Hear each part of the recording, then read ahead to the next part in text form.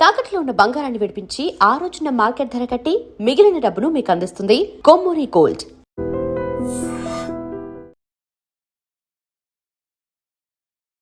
అంటే ఇప్పుడు మీరు నార్మల్‌గా ఇందాక ఒక పాయింట్‌లో మాట్లాడుతున్నప్పుడు ఎప్పుడు చనిపోతారనేది కూడా చెప్పగలరా? చెప్పొచ్చండి. ఎలా? అష్టసాముద్రికలో కానీ, డేట్ ఆఫ్ బర్త్‌లో గానీ అష్టమ స్థానాన్ని చూసుకుంటే డేట్ ఆఫ్ బర్త్ టైంలో 8వ స్థానము, 12వ స్థానము, 1వ స్థానం చూసుకుంటే చెప్పొచ్చు. ఓకే. చెప్పొచ్చు. ఎవరిదైనా చూసారా మీరు? చాలా చూశాను. బట్ అవి చెప్పడం అనేది జ్యోతిష్ శాస్త్రం ప్రకారం విరుద్ధం. విరుద్ధమా? ఎందుకు? ఒక మనిషి చచ్చిపోతాడు అనేది భగవంతుడు లాస్ట్‌కి వచ్చేలాగా ఎవరైనా పుట్టినోడు చావుకు తప్పదు. అవును. ఇది కామన్‌గా భయపడాల్సిన విషయం. అవును. ఎందుకంటే నీవు పుట్టావంటే రేపు చచ్చిపోవడం కామను. అవును. ఈ రెండింటిని మధ్యలో ఉన్నదే జీవితం. ఇది 100% కన్ఫర్మ్. కానీ ఈ రెండింటిని చావని తెలుసుకున్న తర్వాత నీ జీవితం మీద ఉంటుందా? నువ్వేమైనా చేయగలుగుతావా? చేయలేవు. నీకు అది అవసరం లేదు కదా. నీ ఆయు పరిణామం 100% చెప్పొచ్చు అంటే చెప్పొచ్చు. కానీ దానివల్ల నీకేం ఉపయోగం ఉంది అంటున్నాను నేను. ఓకే. ఓకే. నువ్వు సొసైటీ చేయాల్సిన పనులు, నువ్వు చేయాల్సిన కార్యక్రమాలు, భగవంతుడు నిన్ను ఎందుకైతే పంపించాడో ఆ కార్యక్రమాలు చేయకుండా అడ్డు పెట్టేది ఎక్కడా కూడా జ్యోతిష్ శాస్త్రం చెప్పరాదు, చెప్పకూడదు కూడా. ఓకే. అయినా జ్యోతిష్యం 50% రైట్ అంటారు కదా. 50 కాదండి, 75% రైట్ ఉంటుంది. అదేంటి 50 లేదండి, 75% రైట్. శాస్త్రాన్ని ప్రతిదీ అవగాహన చేసుకొని మాట్లాడగలిగినోడు ఎవడైతే ఉన్నారో అది 100% కూడా రైట్ ఉందండి. బట్ మనకు తప్పు. ఇప్పుడు నేను చూసే విధానం తప్పు ఉండొచ్చు, తర్వాత మీరు ఇచ్చిన టైం తప్పు ఉండొచ్చు, మీరు ఇచ్చిన టైం తప్పు ఉండొచ్చు, అలా మారుతుంటాయి. అది ఏదో ఒక కథ కూడా నేను అప్పుడు వినేవాడిని, లైక్ పేపర్లు, జ్యోతిష్యం పేపర్లు కొన్ని పోయాయని. అవును, అది చాలా ఉంది. ఇప్పుడు నలందాలో చాలా పోయినాయి. తర్వాత మనకు శాస్త్రం అనేది చాలా పర్ఫెక్ట్గా ఉందండి. శాస్త్రం పర్ఫెక్ట్గా ఉంది. ఇప్పుడు నా కోసం, మీకోసం, ఇంకోటి కోసం కాదు. ఈ శాస్త్రాన్ని మనం బతికించడి, శాస్త్రాన్ని ముందుకు తీసుకువెళితే 10 మందికి ఉపయోగపడతారు. నేను నా ఒక్కడి కోసం ఇవాళ నేను కూర్చొని మీతో మాట్లాడుతున్నాను అంటే శాస్త్రం ఉంది. ఈ శాస్త్రాన్ని మనం అవగాహన చేసుకోవడం కదా, కరెక్ట్గా చేసుకుంటూ వెళ్ళి 10 మందికి ఉపయోగపడండి. ఇప్పుడు నా కోసం నేను తినడానికో, నేను బతకడానికో, లేకపోతే ఇంకోళ్ళు 10 మంది బతికించడానికో, 10 మంది నేను ఒక కారులో తిరగడానికో కాదు.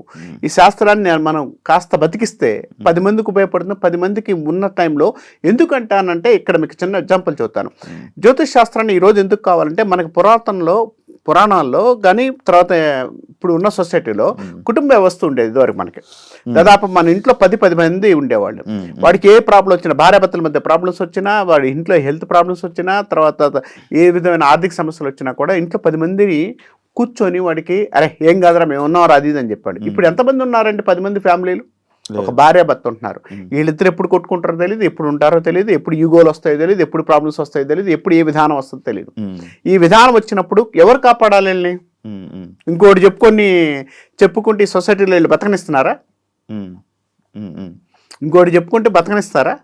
బతకనేరు. కాబట్టి కంపల్సరీగా జ్యోతిష్యుడు అనేవాడు కావాలి. ఆ జ్యోతిష్యుడు వల్ల ఏమవుతుందంటే వాడి జీవితాన్ని సెట్ చేయడానికి అవకాశం ఉంటుంది. మోటివేషన్ ఇస్తారా? 100% మోటివేషన్ కదండి. శాస్త్రం అంటే మోటివేషన్ కూడా పనిచేస్తుంది కదా. మరి మోటివేషన్ స్పీకర్లు ఉన్నారు కదా. మోటివేషన్ స్పీకర్లు ఎంతవరకు పనిచేస్తారు? నీ జీవితం ఏంటో చెప్పగలుగుతూ నీ జీవితాన్ని ముందుకు నడిపించగలిగే శాస్త్రం. మోటివేషన్ స్పీకర్ అంటే అది ఇదే చెప్తారు. వాళ్ళు చెప్పింది ఎంతసేపు వింటారు? అర్ధగంట సేపు వింటారా? అర్ధగంట తర్వాత మర్చిపోతాంగా.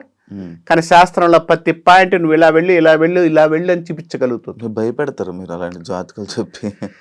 భయపెడుతున్నారు అంటే నాకు డబ్బు అవసరం అనుకుంటే నేను భయపిస్తానండి. నేను అదే చెప్తున్నాను. తినడానికి నాకు భగవంతుడు నాకు ఇద్దే చాలు అనుకున్నాను అనుకోండి, నేను తినేది ఇంత అనుకున్నాను అనుకోండి, నాకు చాలు. నేను భయపించాల్సిన అవసరం ఏముంది? ఇది శాస్త్రం నాయన, శాస్త్రానికి వెళ్ళు. ఇప్పుడు నీకు ఇబ్బంది ఉంది, జ్యోతిష్యం ఏం చెబుతుందంటే నువ్వు వెళ్ళే రూట్లో ఏదన్నా ఇబ్బంది జరుగుతుంది, ఎక్కడో సాట నిన్ను ఒక దొంగ కొట్టాలని ఉంది, ఒక అతను నిన్ను కొట్టాలని ఉందండి, నీ జాతకం రాసి ఉంది. ఈ జ్యోతిష్ శాస్త్రం ఏం చెబుతుందంటే నువ్వు అతను కొడతాడు, దొంగ కానీ ఎవరైనా సమ్యక్స్ దగ్గర డబ్బులు తీసుకోవడానికి కొట్టి నేను చంపుతాడు రా అని చెప్తుంది. నేనేమంటానంటే ఈ టైం బాగాలేదురా బాబు, నువ్వు వెళ్ళేటప్పుడు 100% అది వాడు కొట్టేది నిజమే, నిన్ను చావు కొట్టేది నిజమే, చచ్చిపోవడం కామను. నేనేమంటానంటే వాడు 11 గంటలు కొడతాడు, అది రాస్తుంది, నాకు అర్థమైంది. నేనేమంటానంటే 11:15కి నిన్ను పోయేటట్టు కాస్త నేను లేట్ చేసుకొని ఆయన అని చెప్తాను. నన్ను ఈ మధ్యన కొడతారా? ఎవరు నన్ను కొట్టేవాళ్ళు ఉన్నారు చూడండి ఒకసారి. అదే చెప్తానండి, అది కూడా చెప్తాను. అక్కడ సమస్య ఏంటంటే ఆ సమస్య అక్కడికి వచ్చేసరికి ఆ టైంని మార్చుకొని వెళ్తే వాడు కొట్టడం అనేది తగ్గిద్ది. వాడు కొట్టినా నువ్వు స్కిడ్ అవడమో లేదా కింద పడడం ఏదో జరుగుతుంది. అక్కడ నీకు సమస్య తగ్గిందా లేదా? హాస్పిటలేషన్కి వెళ్ళి ఒక 2 రోజులు 3 రోజులు బయటకు వస్తావు. అది కర్మ రాసి ఉంది. అవును. ఇప్పుడు 11 గంటలు కొట్టేవాడు మనం 12 గంటలకు వెళ్తే కొట్టడు కదా, ఇంకా వాడు వెళ్ళిపోతాడు. కొట్టడు, కొట్టకపోవచ్చు. ప్లస్ ఇంకోటి ఏంటంటే వాడి మధ్యలో అక్కడ నీకు దెబ్బ తగలాలని రాసి ఉంది కాబట్టి ఎలా ఏం తగులుతుంది? ఎక్కడైనా తగిలిద్ది.